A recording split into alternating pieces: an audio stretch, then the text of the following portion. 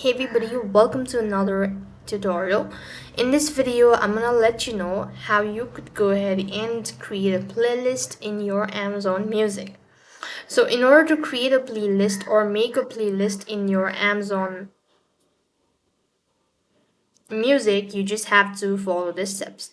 Now, first thing first, what you want to do is go ahead and open up your Amazon Music app and log in into your account. Once logged in, you could see this sort of interface, and at the bottom, you can find My Music.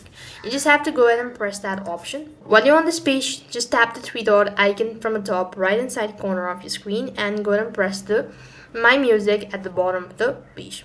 Once you've actually pressed on it, then tap on Add to Playlist or create a playlist. Next thing you want to do is enter a name for a new playlist, and you could just go ahead and type in your name and click the save button. Now you could go ahead and start adding a music to your. With this, you've completely made the playlist. That's all for this video. I hope the video was helpful. Make sure to like, share and subscribe to our channel. Thank you for watching. See you in the next video.